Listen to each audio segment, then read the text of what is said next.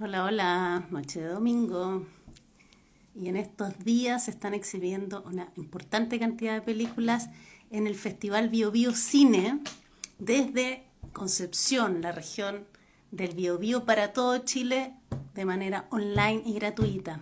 Entonces, en el marco de ese festival, vamos a conversar con una directora costarricense, directamente desde Costa Rica. Ahí está Carolina Arias Ortiz, que es la directora de autobiográfico que es una joya sobre memoria, que se llama Objetos Rebeldes. Así es que tienen que ver ese documental. Y ahora vamos a conversar. Carolina, ¿cómo estás? Tanto gusto, ¿cómo estás tú? ¿Qué tal? ¿Todo bien? ¿Me oyes bien? Sí, sí, ¿tú a mí? Perfecto, perfecto, te escucho. Qué bueno. Desde Costa Rica ya hay 2 horas menos. Aquí ya está empezando a entrar la gente.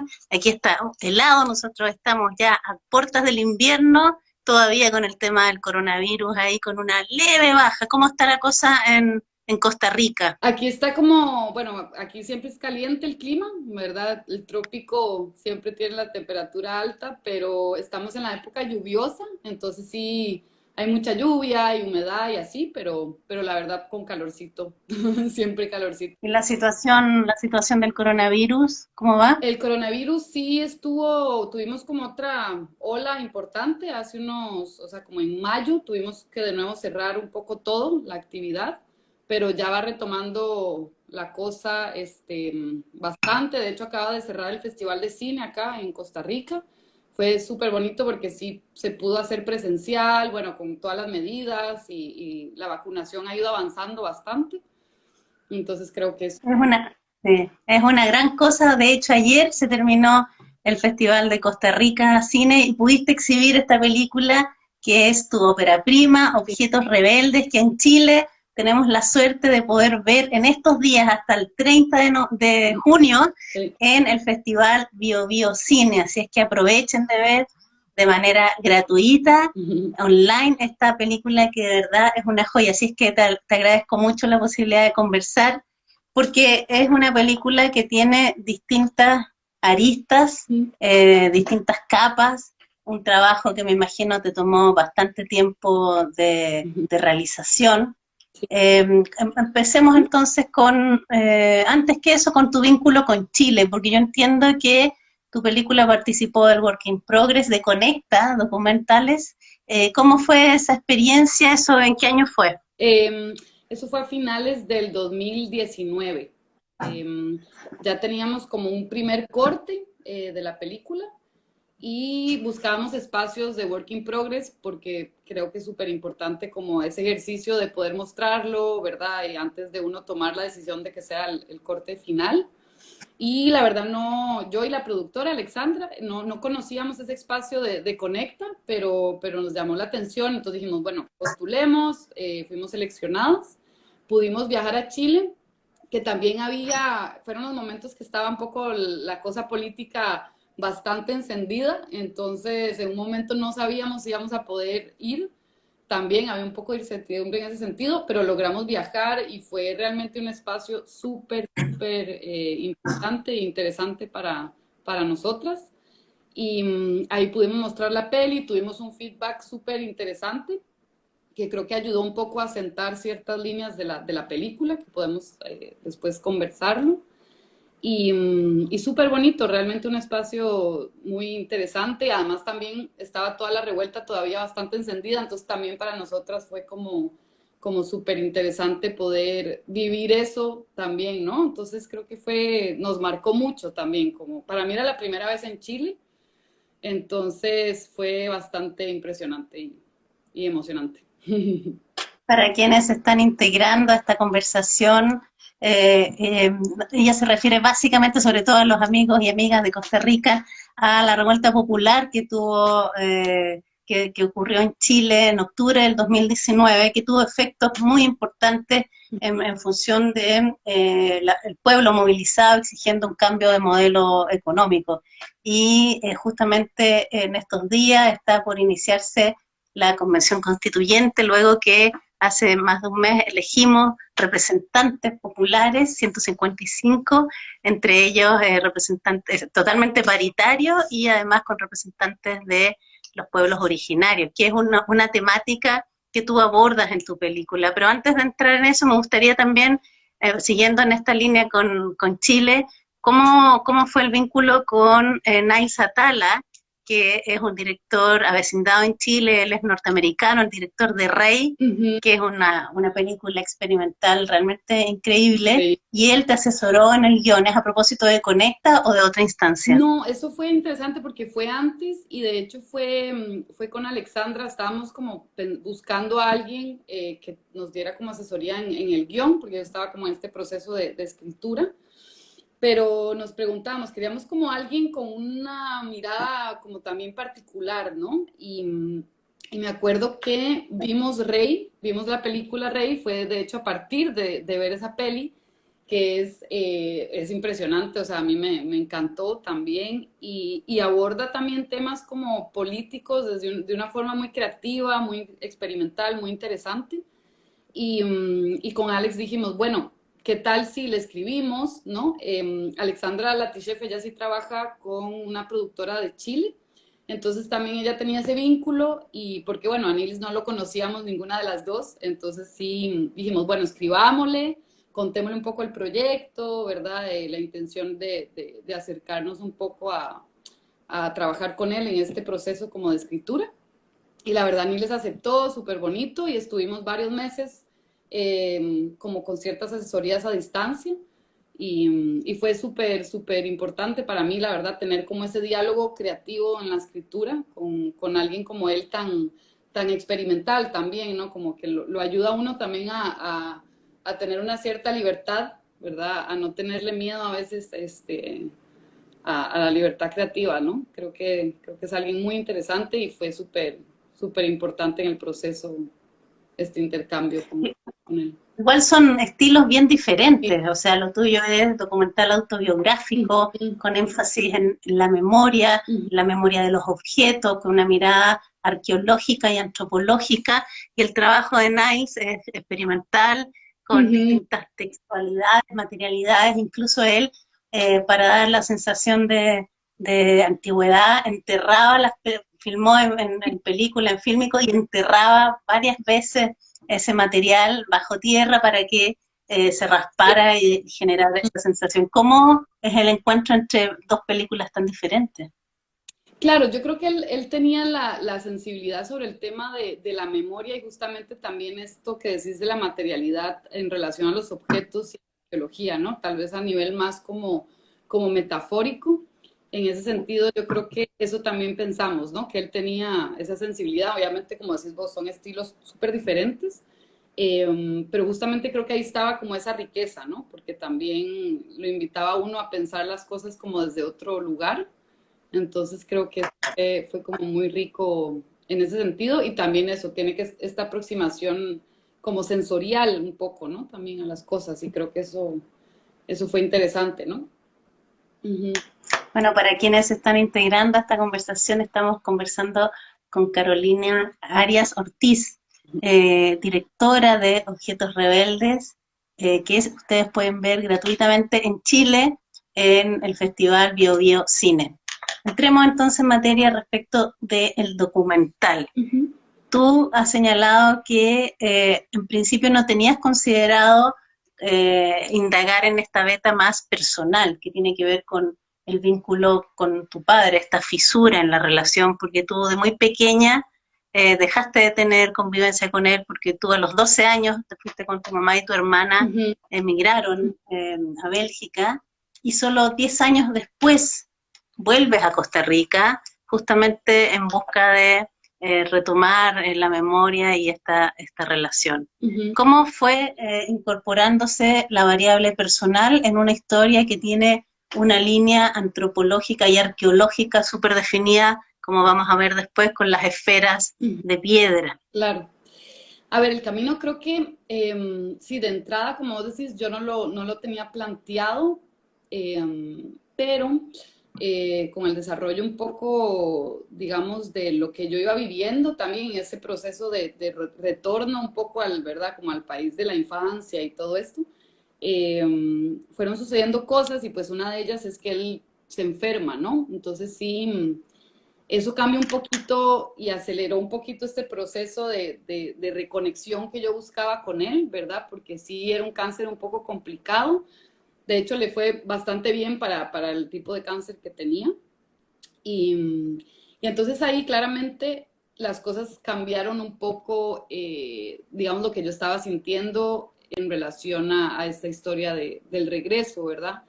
Y también sucedió que el año que estábamos grabando, como ya la película con un fondo nacional, ¿verdad? Que uno ya tiene ahí como ciertos tiempos más marcados que debe ejecutar, ¿verdad? También. Y ahí fue cuando él un poco se le complicó, digamos, el cáncer y empezó a estar muy mal y toda la cosa. Y entonces realmente el rodaje se empezó a ver atravesado por toda esa situación que yo estaba viviendo, ¿no?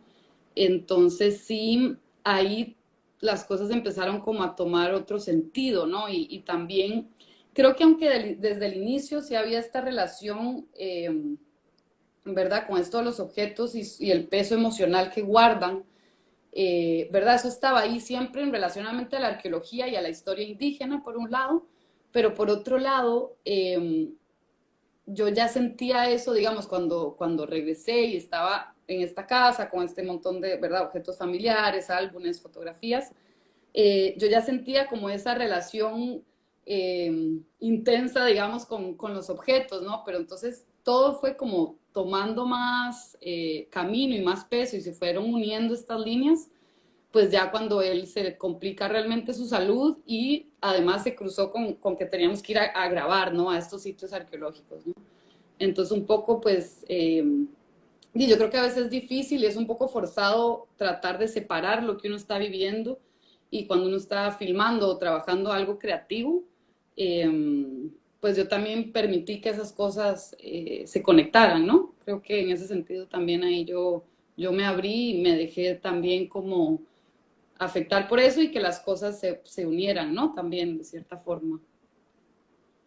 Igual es un desafío importante tratar de unir dos líneas que aparentemente no tienen tanta ligación directa, digamos. Total. Hemos visto en varias películas de mujeres documentalistas, especialmente latinoamericanas, que se está haciendo un trabajo muy interesante de memoria, justamente cruzando la variable personal.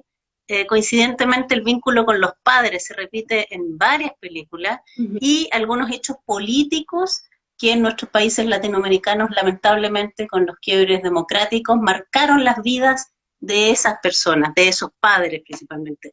Pero en tu caso, son historias que no tienen una ligación directa, sin embargo, yo me atrevería a plantear que hay un punto de encuentro, además de lo que a ti te pasa, con la excavación como un ejercicio tanto emocional como arqueológico. ¿Tú dirías que ese excavar, ese revolver la tierra o revolver los sentimientos, los sentires, es el punto de unión entre estas dos instancias? Totalmente, yo creo que ahí es como cuando esta metáfora de la excavación y de la arqueología, ¿verdad? Como que ya toman un sentido más global o más universal en ese sentido, ¿no?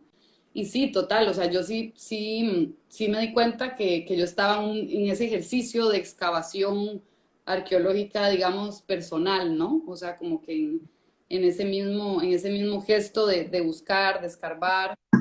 De hecho, hay un texto bellísimo de Walter Benjamin, este filósofo, que tiene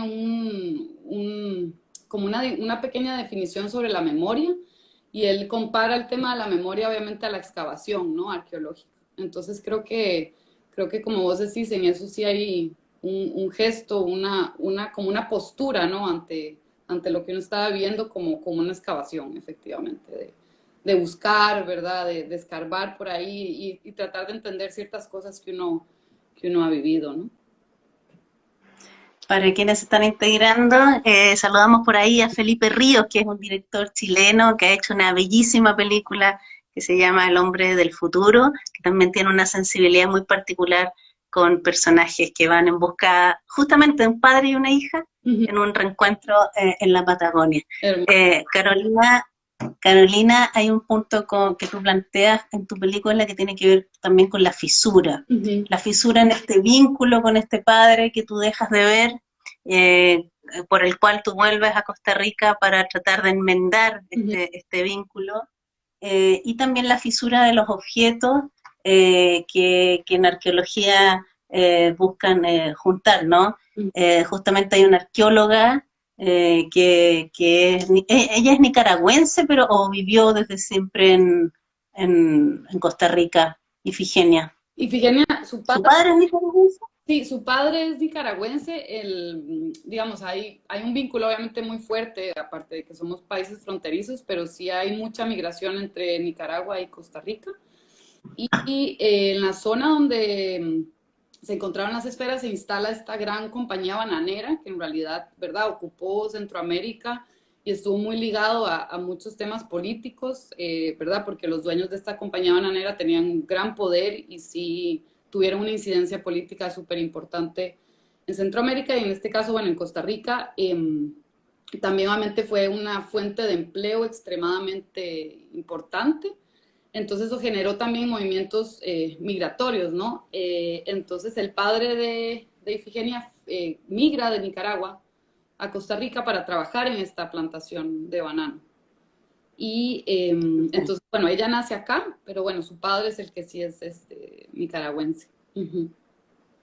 Y volviendo a la idea de la fisura, antes de profundizar más en la visión arqueológica de Ifigenia, me gusta esa imagen que tú planteas de lo roto, de los objetos que nadie quiere. ¿Puedes ahondar un poquito más en esa mirada de la fisura como una, como lo que nadie quiere, está dispuesto a recuperar? Tú a través de la película tratas de enmendar esa fisura. Sí, o sea, yo creo que la fisura es como esta idea también, como vos decís, muy interesante de ver qué nos revela al final una fisura, ¿verdad? Como que también fue siguiendo, digamos, yo el trabajo de Ifigenia, de ella como arqueóloga, que ella hablaba mucho, ¿no? De qué nos cuentan estos objetos que están rotos y estas fisuras, al final son marcas, ¿no? Son marcas que cuentan una historia, ¿no? O sea, no verlo como algo eh, fallido o algo que está también o verlo como algo negativo o algo estéticamente feo también, ¿no? Sino al contrario, sino decir, bueno, estas fisuras o estos golpes que puedan tener objetos son también parte de la historia de ese objeto. Entonces, ¿qué tal si ponemos la mirada más bien en esa fisura? ¿Qué sucedió ahí, ¿no? Para que hubiera esa fisura. Y entonces un poco llevar eso a diferentes niveles, ¿no? Yo creo que yo lo quise llevar a un nivel personal, obviamente, pero también a un nivel histórico, ¿no? Porque ¿qué pasa con esos objetos arqueológicos fisurados, rotos, ¿verdad? Obviamente hay una historia ahí atrás de colonización, de despojo, de un montón de cosas, ¿no? Y, eh, y sí, como que esa mirada de Ifigenia me hizo tener esa mirada hacia esos niveles de la historia, ¿no? Yo creo que exacto, hay tal vez un intento de reparar, pero finalmente creo que lo que yo interioricé o aprendí es que no se reparan, sino que se observan se aceptan, más bien. Creo que es un ejercicio de aceptar que esas fisuras son parte de la historia, sea personal, sea del país, sea, ¿verdad? Y que justamente hay que aceptarlas, verlas y hasta verlas bonitas, ¿no? O sea, como integrarlas a la historia. Estamos conversando con Carolina Arias desde Costa Rica a propósito de su documental autobiográfico Objetos Rebeldes, y quiero saludar especialmente a Marcela Jaramillo desde Colombia, que entiendo que ella también tiene una mirada desde la antropología. Tú eres cineasta y además antropóloga. Primero estudiaste antropología. Entiendo que derivaste al cine porque llegó un momento en que las palabras no eran suficientes para poder describir para poder describir las situaciones de la antropología que tú estabas estudiando. Y entonces ahí recurres a las imágenes y al sonido del cine. Cuéntanos cómo fue ese proceso, ese camino desde la antropología al cine y particularmente qué es para ti la antropología visual y cómo es un punto de encuentro entre ambas disciplinas. Claro. Sí, yo creo que en realidad la parte visual ha estado ligada en realidad a la historia de la antropología desde los inicios, ¿verdad? Cuando la antropología también empieza a sentarse como disciplina, es cuando también surgen las primeras cámaras de fotografías, ¿verdad? Y muchos antropólogos, obviamente, en sus expediciones, ¿verdad? Porque la mayoría eran europeos que salían de Europa a estudiar como estas poblaciones exóticas, primitivas y tal. Digamos, la cámara era un instrumento también, de cierta forma, de representación de este exotismo, ¿verdad? Entonces, en realidad, dentro de la historia de la antropología siempre ha habido un vínculo importante con lo visual, muy importante, y de hecho que contribuyó, digamos, a muchos procesos también de la misma colonización, ¿verdad? Del mismo, o sea, el mismo racismo también se apoyó muchísimo en la antropología visual, ¿verdad? Y la cámara era un método también, de cierta forma, de poder, ¿verdad? Porque obviamente en esa época los que tenían ¿verdad? Las cámaras pues eran europeos, por decirlo así, ¿no? O sea, entonces es muy interesante y a mí desde siempre como analizar esas relaciones de poder desde la antropología me interesó mucho y también pues estudiando antropología ya empecé a buscar ese vínculo, ¿no? Y bueno, donde yo estudié en Bélgica no había una línea muy desarrollada de antropología visual, ¿no? Porque hay ya universidades que sí lo tienen muy desarrollado. Bueno, de hecho en Chile sí es importante también esa línea de la antropología, pero yo donde estaba estudiando en Bruselas no había como tal. Y entonces ya yo mi último año en la maestría sí tenía como esa inquietud muy presente de mezclar un poco y de reflexionar también como sobre el uso de la imagen, ¿no? Y el poder que tiene la imagen en las representaciones y en las relaciones, ¿no? Entre las sociedades. Entonces, bueno, decidí irme a España porque también estaba un poco cansada del frío y de lo gris, ¿verdad? De Bélgica. Y entonces, bueno, encontré como una maestría en cine documental en Barcelona, porque, bueno, ya también tenía yo mi maestría y sí, bueno, los estudios de cine suelen ser un poco costosos también, ¿verdad? Entonces sí, yo dije, bueno, algo donde yo ya tengo una cierta formación y que me permita como ir mezclando, ¿no? Y entonces ahí sí me formé en una maestría corta de un año y medio en Barcelona, en cine documental. Y ya ahí sí, bueno, me abrió un montón de posibilidades y después ya creo que haciendo, practicando, yo misma, o sea, después viajé a Ecuador a un trabajo donde sí me tocó producir varios cortos documentales sobre poblaciones indígenas y acceso bueno, acceso como a ciertos espacios políticos de mujeres y jóvenes indígenas y ya ahí fue como empecé yo a mezclar un poco, ¿no? Estas aproximaciones. Y la aproximación arqueológica a propósito de estas esferas de granito, de piedra, que tienen una antigüedad de 3.000 años y que fueron encontradas en la selva costarricense. ¿Cómo es este enigma arqueológico y cómo te fue interesando la arqueología a propósito de la antropología visual? Sí, bueno, yo en mi formación, la verdad, no tuve formación de arqueología, porque también eso, hay ciertas escuelas que sí va junto. De hecho, en Costa Rica te formás como antropólogo y arqueólogo. En Bélgica no, es otra escuela totalmente diferente. Entonces, para mí era también algo nuevo. Y fue realmente cuando yo llegué acá, fue una amiga de mi madre que es escritora, que sabía que yo estaba un poco en esta búsqueda, ¿verdad? Y como en este regreso a Costa Rica y que sabe que siempre yo tenía una inquietud por el tema como de la construcción de las identidades, ¿no? De cómo nos definimos como país, como persona, ¿no? Entonces, ella fue la que me comentó que Ifigenia era esta investigadora sobre las esferas.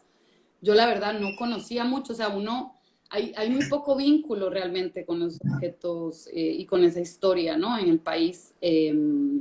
Y uno las ve en la ciudad, porque como las desplazaron de su lugar original estos objetos, ¿no? Y por eso hay toda una pérdida de información y por eso se vuelve un enigma, ¿no? O sea, el enigma para mí está relacionado con, ¿verdad? Con un despojo que hubo cuando se encuentran, entonces hay muchísima información que se perdió, ¿no? Entonces, pues conozco a esta arqueóloga y fue la que, ¿verdad? Me abrió como a este mundo, como a para mí también se volvió como un lenguaje, como una forma de aproximarme a las cosas. Y ella tiene este blog que se llama El Drama de las Esferas, donde ella escribe, en verdad es como una escritura arqueológica, pero un poco más poética, reflexiva, ¿verdad? También a veces un poco política, crítica, ¿no? Ella tiene como su propia mirada también sobre el tema. Y ahí fue donde me empezó a atrapar un poco a través de esos textos de ella. Y sí, fue como que también me permitió entrar en también conocer mejor a Costa Rica, ¿no? Su historia, un montón de cosas que yo, pues por haber estado lejos, también me sentía un poco ajena, ¿no? Entonces fue como una forma para mí también de poder como regresar, ¿no? Al país y entenderlo desde este lugar. Realmente nos parece, o sea, es bien impresionante, digamos, cómo existen estas esferas. Claro, es un enigma, o sea, me imagino que debe haber mil teorías, Sí. pero las imágenes que se ven en tu película de estas pelotas grandes en medio de la selva, algunas que fueron trasladadas a la capital, a San José, de gente que tenía las condiciones, o sea, si tienen 3000 años, las esferas siempre estuvieron ahí. ¿Cómo es la relación de Costa Rica con un objeto que tiene más años que el propio país? Ujú. Claro, pues como te digo, realmente, o sea, ahora, fueron declaradas patrimonio, entonces sí ha habido todo un discurso político, ¿verdad? Ahora fueron declaradas patrimonio de la humanidad, ¿verdad? Como también se cuenta en la película, pero realmente nunca han sido como de gran interés, ni han sido realmente eh, como, como que no hay un vínculo, siento yo, emocional o histórico, o sea, de hecho ni siquiera en la escuela, yo no sé ahora, obviamente hablo de cuando yo estaba en la escuela o cosas así, ni siquiera había no sé, que en la materia de estudios sociales nos hablaran de ese tema, ¿no? O sea, también ha habido como realmente un desinterés un poco sobre entender también la historia indígena, ¿no? Y igual eso tiene una repercusión hoy en día con las poblaciones indígenas, ¿no? Y muchas situaciones complejas que se viven hoy en día. Y bueno, al punto que muchas personas piensan que en Costa Rica ya no hay indígenas, ¿verdad? O que es como que es un porcentaje muy bajo, ¿no? Y hablan como en números, que uno dice, bueno, pero ¿qué es esa forma de un poco violenta, me parece a mí, de pensar eso, ¿no? Bueno, justamente tú planteas lo del blanqueamiento y este afán de Costa Rica de pensarse en términos más blancos y no teniendo tantos indígenas como el resto de América Central. De hecho, tu propio padre, cuando tú le planteas que vas a ir a estudiar para hacer este documental, Objetos Rebeldes, te dice, ¿por qué no vas a estudiar indígenas a otros países como México, Guatemala o qué sé yo?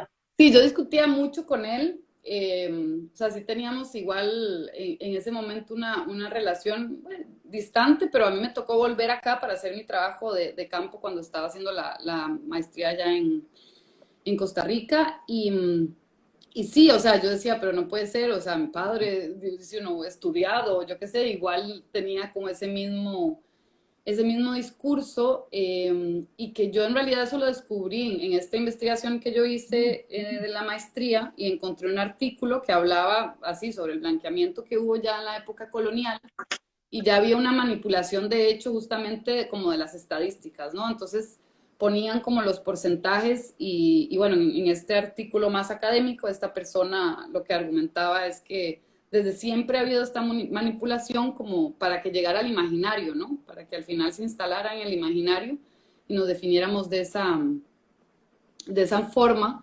Y sí, o sea, a Costa Rica le dicen la Suiza centroamericana, ¿verdad? Entonces es como un poco, también hay como varias expresiones que uno nota ¿verdad? Y que hablan de este imaginario que tenemos de nuestra identidad, ¿verdad? Bueno, sin ir más lejos, recientemente el propio presidente de Argentina, Alberto Fernández, hizo unas declaraciones respecto de dónde venían los argentinos, que venían de los barcos, comparándolo con los brasileños u otros que venían de la selva o indígenas. O sea, este afán de nuestros países latinoamericanos por negar su propia identidad mestiza en nuestro país, para que hablar de la discriminación a los pueblos originarios, particularmente el mapuche. Pero como te comentaba, ahora por primera vez vamos a tener representantes de los pueblos originarios en esta convención constituyente, que va a escribir por primera vez desde el ámbito popular la nueva constitución. Que me gustaría volver a Efigenia, la arqueóloga que tiene este blog de donde tú sacas este título de Objetos Rebeldes, con un texto súper bonito de ella. Ujú. Es bien coincidente tu historia y la de ella en términos de que ambas vuelven a Costa Rica después de vivir fuera, en tu caso, después de 10 años de vivir en Bélgica, en España, en Ecuador, y ambas con una situación, una relación conflictiva con sus respectivos padres. Ujú. En tu caso, después de no haberlo visto, después de la separación de tus padres, en el de ella, que él tenía otra visión sobre el trabajo de la arqueología. ¿Crees que eso las hermanó y cómo lo ves representado en la película? Sí, o sea, cuando la conocí y me contó toda la historia de su padre, a mí me llamó mucho la atención y obviamente uno, pues yo tenía esta búsqueda, ¿no? Personal, entonces uno siempre proyecta, ¿no? Creo que hay este ejercicio de proyección y claramente había como esta cierta proyección de lo que ella también me contaba sobre su padre, que son situaciones muy distintas, obviamente, pero bueno, en lo fundamental de estas relaciones, ¿verdad? Que a veces uno tiene conflictivas con los padres por diferentes razones. Creo que sí, en cierta forma, como decís vos, como las dos estábamos volviendo, uno se siente todavía ahí como un poco ajeno, un poco perdido. Eh, sí encontramos como una forma también, obviamente, de apoyarnos y acompañarnos en ese proceso, ¿no? Creo que eso sí fue muy bonito en esa época de este acompañamiento mutuo, ¿no? También de esta búsqueda y ella también súper gentil me abrió también a que yo la acompañara, ¿no? A sus giras y así, ¿no? Entonces sí había como de los dos lados una forma ahí de relación, y de encontrarnos, ¿no? Uh-huh. Respecto al texto que le da nombre a esta película, Objetos Rebeldes, ¿dónde dirías tú que está la rebeldía particularmente de los objetos? Para mí en varias, hay como dos cosas principales. Una en relación, digamos, a las esferas en sí, ¿verdad? Porque obviamente, a pesar de o sea, que se han querido ser olvidadas, que las han desplazado, que las han movido, que las han, ¿verdad? Que les han pasado tantas cosas, digamos, que buscarían que estén en el olvido o cerca de la muerte, por decirlo así, simbólicamente, pues obviamente han resistido, ¿no? Resisten el tiempo, resisten obviamente por esta materialidad que es la piedra, que es bellísimo y que son, ¿verdad? Que las hacen de cierta forma inmortales también, ¿no? Entonces, para mí esa rebeldía tiene que ver con eso, como con esa resistencia también de las poblaciones indígenas ¿verdad? A ser respetadas también, a ser escuchadas, de cierta forma, pero llevándolo como obviamente a un lugar como un poco más poético en ese sentido. Y obviamente para mí después, cuando se muere mi padre, pues sí, una rebeldía ante la muerte, ¿no? Porque a mí al final, digamos, uno le quedan como estos restos, ¿no? De estas relaciones, cuando las personas se van, pues muchas veces lo que nos quedan son objetos con memorias, con recuerdos, ¿no? Entonces en eso también para mí hay una cierta como rebeldía, ¿no? Como ante no ser olvidados, ¿no? Es muy bonito el texto que ella cita en la película, cuando habla de que los objetos están más vivos que las personas, Uh -huh. que la memoria de los objetos es más larga que la memoria humana, justamente por la mortalidad. Ujú, ujú. Es bien impactante eso. ¿Qué es lo que queda? Uno podría hacer el símil con las instituciones. Las personas pasan, las instituciones quedan, en este caso los objetos quedan. Y en tu caso en particular, eh, cuando tú vuelves a Costa Rica, me imagino que al hogar de tu familia materna, encuentras estos objetos, eh, estas fotografías, y de verdad debe ser muy difícil acercarse a la memoria así, buscar, encontrar. Tú haces un símil como con los objetos como si fueran animales salvajes. ¿Cuál fue tu sensación de enfrentarte después de años a estos objetos cargados con emocionalidad, cargados con la historia de tu familia, con el dolor de la separación y otras cosas? Ujú. Sí, justamente yo estaba leyéndome este libro de la náusea de Sartre, ¿verdad? Que es este personaje que sí es como muy existencialista, ¿no? Su aproximación a la vida y a las cosas. Y la verdad yo también soy un poco así y entonces, bueno, me reflejé primero en este personaje y después sí, sí fue complicado, digamos, y sí sentía justamente como esa náusea al aproximarme a las cosas familiares, así como tan cargadas de emociones. Y también creo que uno, bueno, es especialmente sensible a veces, entonces sí como que me dejaba afectar también, porque puede ser que hay personas, ¿verdad? Que lo manejen de otra forma, pero yo sí como que me dejaba afectar por lo que estaba, por lo que veía. Y por otro lado me parecía muy hermoso también, porque yo dije qué hermoso, digamos, tanto mi mamá como mi papá, porque mi padre es el que tomaba muchas fotos, ¿no? Pero eso yo, hasta ahora que yo volví, como ya con esta otra mirada de antropóloga y con el cine también ahí adentro, empecé a entender un montón de cosas también que me parecían súper hermosas también, ¿no? Como esta obsesión de mi padre de las fotos familiares, porque él era el que más tomaba fotos, y mi madre de guardarlas, ¿verdad? Porque yo me acuerdo cuando ella los álbumes se ponía, los pegaba, ¿verdad? Todo súper ordenadito, y este es álbum de mi hermana, es el de mi hermano, ¿no? Bueno, hay muchas familias que tienen eso, pero yo creo que es un ejercicio súper interesante pensar estos archivos familiares, ¿no? O sea, qué cuentan, qué no cuentan, ¿verdad? También, porque es interesante ver al final qué guardan esos álbumes familiares, pero hay otras cosas que no están, ¿no? A veces, justamente. Y creo que fue un ejercicio muy, para mí muy enriquecedor y también movido, ¿no? Pero bien, al final creo que ayuda justamente a abrazar esas fisuras y aceptarlas, ¿no? Así que... Tú también estás trabajando en tu tesis, entiendo, en relación a algunos aspectos vinculados al género. ¿Qué crees tú que tiene en particular el documental y específicamente los archivos familiares en el trabajo de mujeres documentalistas? ¿Por qué crees tú que se está produciendo harto esta revisión tan personal?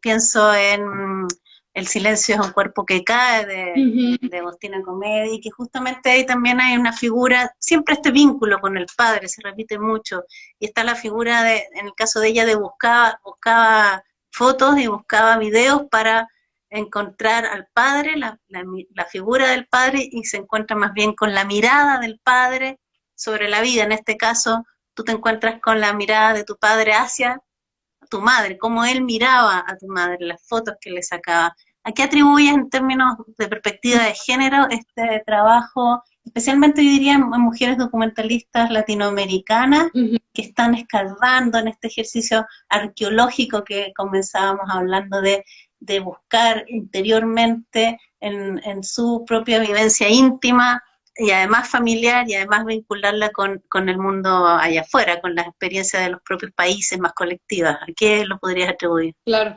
no, yo creo que hay un movimiento en ese sentido súper importante y yo diría varias cosas. O sea, primero, obviamente, los vínculos con los padres, a veces, no sé, yo sí creo que en general hay a veces una ausencia, ¿verdad? También de los padres, entonces una necesidad de cierta forma de acercarnos, ¿no? O de entenderlos o de relacionarnos. Si es a través de las imágenes, pues a través de las imágenes, ¿no? Y es un vínculo ya súper, súper importante. Pero entonces yo sí creo que hay un tema, ¿verdad? De esta ausencia de padres en las familias, ¿verdad? Que suele suceder mucho. Y por otro lado, obviamente, como que antropológicamente o sociológicamente, la familia también funciona como una institución, ¿no? O sea, esta institución, ¿verdad? Que regula el comportamiento, que regula un montón de cosas. Y muchas veces, las mujeres, no sé si hemos tenido un lugar especialmente donde se escuche la voz nuestra, ¿no? No, entonces, muchas no, justamente, entonces creo que la No. necesidad justamente de decir, bueno, queremos narrar la historia también desde nuestro punto de vista, ¿verdad? Eh, y de esa forma creo que por eso, y a mí me alegra un montón de ver ese montón de mujeres también como justamente queriendo narrar la historia desde su sensibilidad, desde su punto de vista, ¿verdad? Y justamente retomando estos archivos y, y contando la historia desde otro lugar, ¿no? Tomando como esas piecitas como arqueológicas y formando una vasija nueva, ¿no? Por decirlo así. Y es... No, no sé si en Costa Rica, al igual que acá, se celebra el Día del Padre, que Sí, justamente hoy se está celebrando, y es bien particular la forma, o más bien, por lo menos lo que uno ve en redes sociales, de qué aparece cuando se habla del padre. Y hay muchos casos donde el padre es ausente, aquí en Chile se le llama papito corazón, aquellos que no pagan la pensión alimenticia, por ejemplo. Entonces no sé si por allá en Centroamérica se está generando una discusión también a propósito de la pandemia sobre el sistema de cuidados, sí. cómo las mujeres históricamente se han hecho cargo del cuidado de los hijos, del cuidado de los enfermos, del cuidado de los otros, cómo por el hecho de tener que cuidar no pueden ingresar al mercado laboral. Entonces hay toda una discusión política bien interesante en estos momentos acá en Chile respecto de cómo instalar un sistema de cuidado que eventualmente además se pueda remunerar todo el trabajo no remunerado e invisibilizado que tenemos las mujeres en los hogares. No sé si tienes alguna reflexión al respecto y cómo funciona allá en Costa Rica. No, aquí la verdad es bastante machista. Realmente, o sea, aquí es también el cuido cae casi siempre, o sea, siempre también sobre las mujeres. O sea, yo de hecho, yo crecí con mujeres, o sea, siempre rodeada de mujeres. Realmente las figuras masculinas no son presentes, no están presentes, digamos, desde mis abuelos. Y creo que sucede mucho eso acá también, o sea, totalmente como en Chile. Aquí sí han hecho como ciertas leyes para el tema del pago de la pensión alimenticia y todo eso, ¿no? Como que eso sí se ha, por decirlo así, sí se ha puesto más estricto en ese sentido. Pero yo me pregunto, o sea, obviamente el vacío del tema a veces emocional o afectivo, eso no lo va a reemplazar una pensión, pero bueno, por lo menos que haya eso, uno dice, bueno, mínimo, ¿verdad? pero, pero sí es un gran tema acá, donde hay muchísimo por hacer, digamos, muchísimo. Bueno, nuestros países latinoamericanos tienen una matriz muy machista. Estaba recordando el documental de Valeria Sarmiento, Mm, la directora chilena vecindad en Francia, que además era montajista de Raúl Ruiz y su viuda, ujú, cuando ella hizo el documental El hombre cuando es hombre, ujú. el setenta y tanto en Costa Rica, evidenciando situaciones de machismo y casi se genera un conflicto diplomático. Estaban muy enojados los costarricenses al ver esta situación. Pero a propósito de machismo de Costa Rica y de organización de mujeres, tú eres parte de la Unión de Mujeres Directoras de Cine y Audiovisual de Costa Rica, donde entiendo que también está otra compatriota tuya que tuvimos la oportunidad de conversar, Sofía Quiroz, a propósito de Ceniza Negra, que todavía se exhibe en Chile en la red de salas de cine. Cuéntanos cómo es esa unión de mujeres que han logrado y cuáles son sus expectativas respecto de igualdad de género, igualdad en la remuneración, no sé cuál es su petitorio como cineastas. Sí, yo me uní a la unión recientemente, entonces soy nueva como en la unión, pero claramente o sea, se lleva haciendo como todo un trabajo para que haya un acceso, digamos, real, a sobre todo como ¿cómo se dice?, a cabezas, ¿no? De equipo en una producción, ¿verdad? Porque claramente me imagino que en Chile, bueno, no sé cómo en Chile cómo estarán, pero sí hay una diferencia abismal, ¿no? Cuando uno se pone a ver los porcentajes de los cupos, ¿no? Que ocupan las mujeres en las producciones cinematográficas y audiovisuales. Entonces, digamos, la Unión tiene como varias misiones. Obviamente, trabajar en eso, también visibilizar el trabajo que hacemos las directoras en Costa Rica y hacia afuera, o sea, crear como este apoyo, esta red de apoyo entre nosotras, ¿verdad? Que es como importante en ese sentido. Um, Actualmente sí logramos, se logró que si tuviera, digamos, cuando postulas un proyecto aquí al fondo público, este proyecto tiene que tener un mínimo, digamos, de cabezas de equipo de mujeres. Entonces eso ha sido como un logro importante, ¿no? Como que sí, ya se le pide a los proyectos que contemplen un mínimo de cabezas de equipo de mujeres, ¿no? Entonces creo que eso es como un logro importante. Y esperamos pues seguir cosechando más logros para todos, ¿no? No, porque yo sí creo que también, y es algo que se ha discutido en la Unión como, ¿verdad? No es esta cosa de darle, o sea, como más espacio a las mujeres por encima de los hombres, ¿no? Sino que crear una paridad, ¿no? Porque en estos momentos no hay. Entonces, tampoco pensar que lo que se quiere es que, ¿verdad? Que esté todo manejado por mujeres, no, pero que haya, ¿no? Que haya una paridad real, un acceso real eh, a estos espacios, ¿no? Y que también estos trabajos sean visibilizados de la misma forma, porque a veces sí, yo conversaba con una cineasta guatemalteca y sí, por ejemplo, ella también me comentaba, bueno, en Guatemala hay muchísimas mujeres realizadoras también, pero en el momento también de cuando digamos, se quiere visualizar, o sea, este trabajo, esos trabajos, pues no hay la misma, ¿verdad? No se hace la misma difusión, por ejemplo, de un trabajo dirigido por una mujer o por un hombre. Entonces creo que también eso es importante, ¿no? Que sean visibilizados.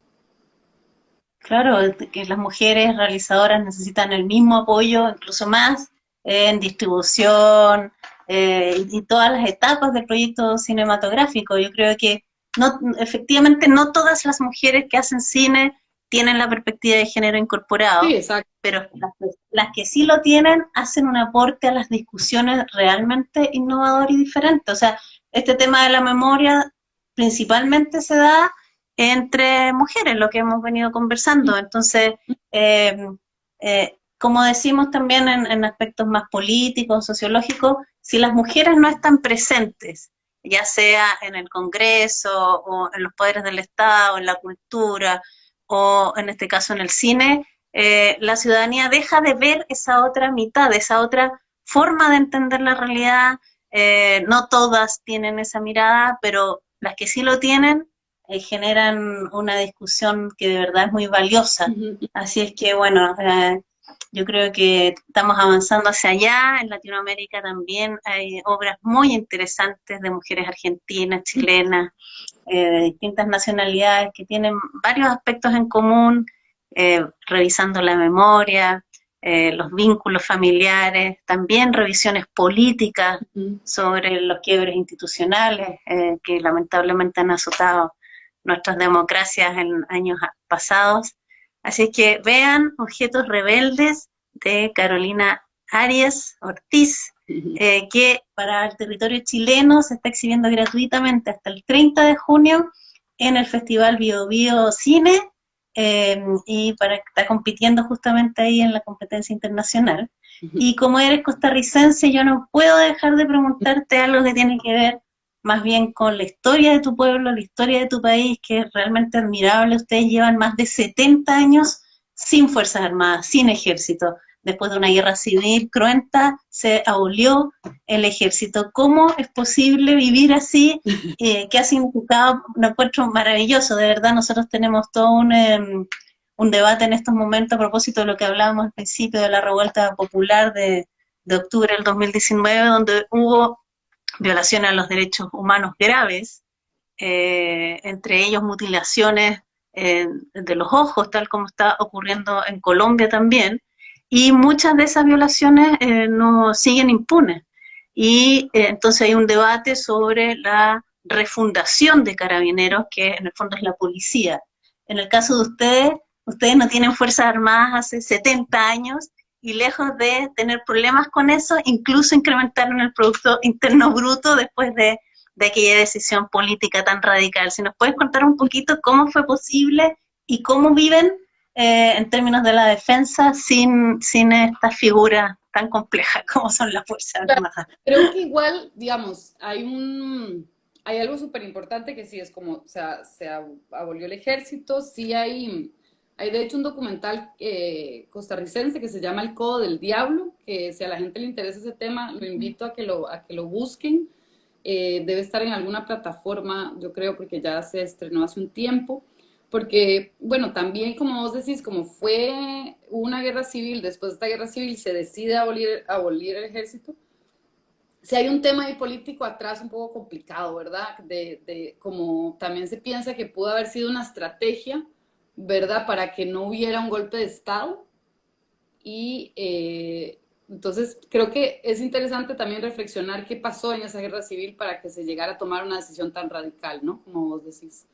No soy tan experta en el tema, entonces no puedo tampoco dar como datos tan importantes, pero entonces los invito, digamos, para reflexionar sobre esto de la guerra civil y qué sucede ahí, este documental que es muy bueno, que se llama El Codo del Diablo, y bueno, yo celebro totalmente, digamos, ese evento, claramente, o sea, lo que también se cuenta mucho acá es que pues todo el dinero que uno se gasta al Estado en un ejército, bueno, se podía invertir obviamente en educación y salud, ¿no? Primero que todo. Entonces, eso sí, obviamente que sí hay como un seguro social importante y un sistema de educación pública también importante, ¿verdad? Eh, y creo que eso también ayuda, ¿no? Y es en parte porque pues, no hay todo este gasto público en un ejército. Ahora sí, lo que tenemos es como una policía nacional, ¿verdad? Pero ahí también a veces hay como debates sobre, sobre también esta policía, quién la entrena, ¿no? O sea, sí se ha, digamos, yo, yo como un poco abogada del diablo, ¿no? En el sentido como de que es hermoso y yo lo celebro un montón, pero creo que igual hay que ser un poco críticos de qué sucede acá, igual como con la policía. Obviamente no tenemos, o sea, la represión y el nivel como de violencia que tristemente sí alcanzan en otros países, ¿verdad? Y sobre todo en Centroamérica también pues, hay situaciones muy complejas y que en ese sentido nosotros no tenemos estos niveles de violencia, pero sí, o sea, está esta policía acá que sí dicen como que, ¿verdad? Yo no tengo una información, como decir, es un poco lo que se escucha decir, ¿no? Que es entrenada por militares de Estados Unidos, digo, hay ahí también como a veces, ¿verdad? En ese sentido, debates, ¿no? En torno a también qué tan pacífica es la policía acá, pero efectivamente no tener ejército creo que sí es como un statement así, como fuerte, ¿no? Y importante, y creo que sí es en son de construir una sociedad más pacífica, claramente, ¿no? O sea, eso sí, creo que es importante. Muy buena, muchas gracias por el análisis. Aquí desde Panamá te mandan saludos y amplias felicitaciones a Campadoc. Ah, sí, Eh, claro. Varias gente ahí te manda cariño y yo te agradezco porque cada vez que tengo la oportunidad de hablar con una directora latinoamericana, no solo hablamos de su obra cinematográfica puntual, sino que nos permitimos además analizar con perspectiva de género, un análisis político de sus propios países, de los nuestros, de nuestra mirada latinoamericana, y de verdad yo creo que las mujeres le ponen esa mirada crítica, así es que las mujeres sigan haciendo cine. No sé si ya tienes algún otro proyecto en mente. Esta es la típica pregunta, como si fuera tan fácil hacer Pues, cine, pero siempre uno espera más, en este seguir trabajando en estos temas u otros. ¿Cuál es tu línea? En estos momentos estoy un poco con el tema de la tesis, ¿verdad? Esta tesis Eso, cuéntame tú estás haciendo una maestría no, un doctorado ahora. estoy haciendo un doctorado, sí, es un programa aquí que hay se llama Sociedad y Cultura, es interdisciplinar, que es lo que a mí me interesa, como yo vengo de la antropología y mezclo un poco todo, ¿no? Entonces, es un programa interdisciplinario muy interesante y planteé una investigación justamente sobre documentales dirigidos por mujeres que utilizan material Ah, familiar. pero mira, qué interesante, o sea, que ganas de leer eso cuando ya esté Sí, la idea aprobado y terminado ese trabajo. va a ser como analizar este corpus de películas. De hecho, ¿Ya?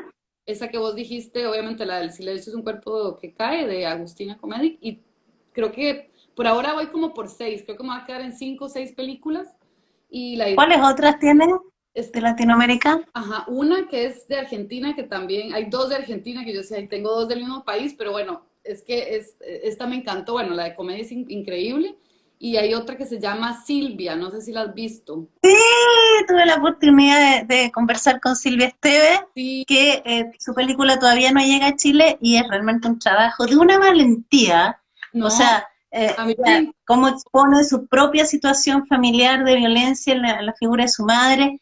Yo creo que la mayoría de las realizadoras que están haciendo este trabajo son muy valientes, muy valientes, de verdad, en enfrentar la homosexualidad de sus padres, la violencia, el dolor. el No, dolor. es increíble esta Y también película. esta película me marcó mucho, también porque, digamos, yo tengo esta figura materna muy fuerte, que en algún momento me gustaría hacer una película sobre mi mamá también, pero es complicado. De hecho, ella tiene una resistencia a la cámara y todo es como muy interesante. De hecho, no aparecen objetos rebeldes. No, solo sí, solo las diapositivas de las fotos pero Claro. no. Eh, las otras que tengo son, espérate, ahorita no las tengo presentes las 5. Espérate que me vaya. ¿Pero de qué otros países? Te- Después me puedes contar, me interesa mucho también. sí, claro, al final no sé si metí esta bueno, hay una colombiana ella es la hija, se llama como el cielo a punto de llover o como Sí, Mercedes Gaviria, que vive en Argentina, tremendo trabajo de ella. también, Y además de una sensibilidad y de una mirada crítica. Siendo hija de Víctor Gaviria, un tremendo director latinoamericano, es capaz de cuestionar el cine hegemónico o la mirada más bien machista y proponer un cine pequeño con otra visión sobre y cuestionar la violencia. Tremendo trabajo de Mechi Gaviria, tremendo. muy Entonces, bueno. ese lo incluí también. Tengo una, Hay una chilena que se llama Karin Cuyul, ajá, que se llama, que Historia de mi nombre se llama su documental. voy a, Y ella trabaja no sobre archivos familiares propios, ajá. porque no encuentra, a propósito de un incendio y a propósito también de una situación política que después se devela, eh, y trabaja con archivos familiares ajenos. Uh, Es muy interesante, te puedo contactar con ella, yo creo, si te interesa también. claro. Ahí vincula también lo familiares y lo político, ¿no? Si están pasando cosas realmente hermosas Sí, no, entre las mujeres latinoamericanas. quiero como concentrarme un poco en esta tesis, ¿no? Porque sí va a ser como un trabajo importante y yo, digamos, yo no tengo beca ni nada, entonces trabajo, ¿no? Entonces soy también docente en la universidad Mm. y trabajo en centros en centros culturales que trabajan con poblaciones en riesgo y así, entonces me toca un poco estar en varias cosas. Eh, entonces sí, me voy a concentrar un poco bueno, en lo laboral y también en la tesis que me interesa un montón porque estas películas y estas mujeres creo que son tan interesantes y valientes también y creo que va a ser muy enriquecedor. Yo cerrando este proceso también mío, un poco analizar, ¿no? Es como un trabajo ahí interesante, creo, de escribir sobre eso. Y para ir cerrando, hay un trabajo que tú hiciste en Ecuador, Ujú. que es un documental sobre mujeres lesbianas obligadas a... Sí, No recuerdo muy bien y no lo encuentro en mis apuntes. ¿Me puedes contar un claro. poquito de eso? Se llama, es el lugar donde estuve. Eso fue como un documental más, o sea, institucional en el sentido que fue esta organización que se llama IVOS, que es una organización importante a nivel, es holandesa, pero trabaja en América Latina todo el tema de diversidad sexual, ¿verdad? El tema también del SIDA, un montón de temas en torno a las sexualidades. Y yo estaba viendo en Ecuador y esta amiga mía que también es directora de cine, que se llama Juliana Califé, le enmendaron, digamos, este trabajo que en Ecuador hay centros, son como, es extraño, se llaman como centros de rehabilitación. Entonces, en estos centros, a vos te pueden meter, digamos, si por problemas de alcoholismo o drogas y obviamente, digamos, no obviamente, pero la perspectiva de estos lugares es que la homosexualidad, ¿verdad? Es una enfermedad. Entonces, en estos centros ofrecen curas para la deshomosexualización, ¿verdad? En pleno siglo XXI. Total, no, una locura. Y pues en realidad son centros de tortura. O sea, fue un trabajo muy duro, muy fuerte. Realmente yo nunca había trabajado como temas como tan, en ese sentido, muy, sí, muy fuertes, de violaciones a los derechos humanos muy, muy pesadas. Y fue muy interesante porque obviamente también las dos, o sea, esta amiga mía, directora, y yo, ella me propuso para la producción y el guión, no queríamos hacer como una historia o sea, como un formato tan institucional, ¿no? O sea, sí queríamos como darle un lenguaje más cinematográfico y entonces decidimos centrarnos en la historia de una chica en particular, además de nuestra edad, entonces era como muy duro, ¿verdad? Como verla a ella lo que le tocó vivir. Y en resumen, digamos, a las personas las suele secuestrar su misma familia y los meten No. dentro ¿verdad? Ella logró salir por el activismo de varias organizaciones feministas muy importantes en Ecuador que lograron sacarla de la clínica porque además suelen estar como en lugares súper escondidos. Ella estaba en la selva en Ecuador y ella es de la costa. Entonces, literal, o sea, su historia, bueno, que se cuenta un poco en el documental es que, digamos, la madre la cita a una cita, vale la redundancia, médica, en una ciudad y cuando se ve con la madre, la monta la madre a un carro a ella, este, Ah, ahí y se la llevan a este lugar en la selva, ¿no? Y era qué brutal. una chica muy sensible que dibuja, o sea, con todo un universo ahí muy, muy bonito, entonces buscamos también como acercarnos a ella como de una forma un poco más creativa, pero fue complejo porque ella acababa de salir del centro y hay muchas secuelas psicológicas, físicas fuertes, ¿no? Pero bueno, yo aprendí muchísimo y fui amigas con esta chica, ¿no? Entonces había ahí una solidaridad también importante. Pero sí, esos centros creo que siguen existiendo en Ecuador, o sea, habían más de 300, hicimos una investigación bastante importante.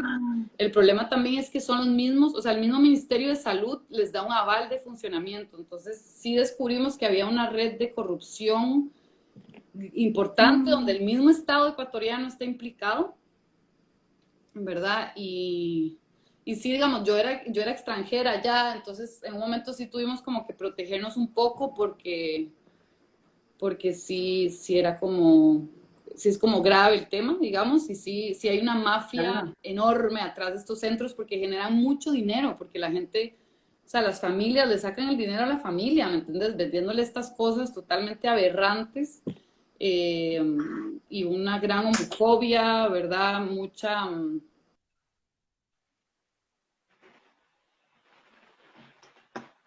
Uy, te perdí.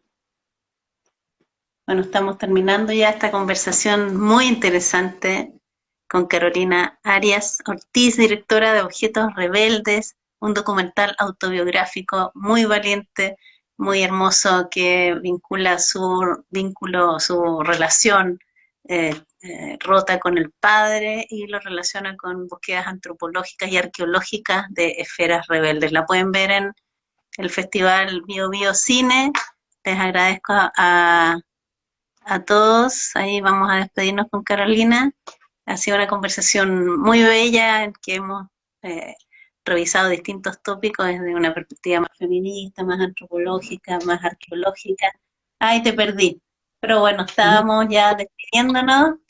Eh, te quería agradecer especialmente esta conversación que ha sido muy bella, en que hemos podido revisar otros temas. A la gente que está mirándonos desde Chile, vean Objetos Rebeldes. Lo que nos faltaba es en qué estás trabajando para el futuro, no me acuerdo bien si lo comentaste ya. Si tengo alguna película, en estos momentos no, o sea, tengo como productora, sí estoy trabajando en un largometraje sobre un tema de radio comunitaria. Bueno, es Mm, una chica, nos queremos entrar en un personaje de una chica en Guatemala, que es como que trabaja en una radio comunitaria indígena en Guatemala. En Guatemala las radios comunitarias son criminalizadas, digamos que no hay una ley que permita un acceso real no sé si en Chile es parecido, pero digamos que una comunidad pague el acceso a una radio es, o sea, a una frecuencia es impagable, todos los medios están tomados por grandes empresas corporativas de comunicación. mm. Bueno, esta chica es una chica súper valiente, Amanda, y entonces estamos desarrollando un largo sobre su historia, ¿no? Sobre su historia de cómo ella está luchando porque hay un acceso real a las poblaciones indígenas a los medios de comunicación. Eh, y entonces ese es como un proyecto como productora. Como directora todavía estoy en pausa, digamos, pero a nivel de producción también trabajo como productora. Entonces esperamos levantar pronto ese proyecto para poder ir a filmar a Guatemala y acercarnos a Amanda, porque estuvimos con ella solo una vez y hemos estado, con toda la pandemia, pues ha sido difícil volver. Pero sí, ese es como... Cuánto tiempo te demoró filmar, bueno, y todo el proceso de producción de Objetos Rebeldes? Fueron varios años, me imagino. Sí, o sea, desde la primera versión de carpeta, que es que uno dice, eso todavía no es una película, ¿no? Sino que es una idea y así. Yo empecé como desde el 2016, imagínate. Y es que los procesos también de levantar fondos son largos, ¿no? Porque uno manda un fondo, pero te avisan al final de año, ¿no? Entonces, uno en el medio pues sigue investigando, sigue todo, pero realmente lo que filmamos y que es gran parte de la película y que lo filmamos con Esteban Chinchilla, el fotógrafo, que hizo un trabajo hermoso, fue en el 2018. Digamos que ya se rodó esas partes de la película, fueron en el 2018. Bueno, ahí te mandan un abrazo desde Colombia, William. Así es que agradecemos a todos quienes se conectaron. Va a quedar el video acá si lo quieren ver a los que se iniciaron recién. Y te agradezco particularmente por esta hermosa conversación. Gracias. La directora de Objetos Rebeldes, Carolina Arias, desde Costa Rica. Un abrazo grande y sigas haciendo muchas cosas de mujeres. Muchas gracias, que estés muy bien. Un gusto estar compartiendo y conversando contigo. Gracias por el espacio. Chao, chao.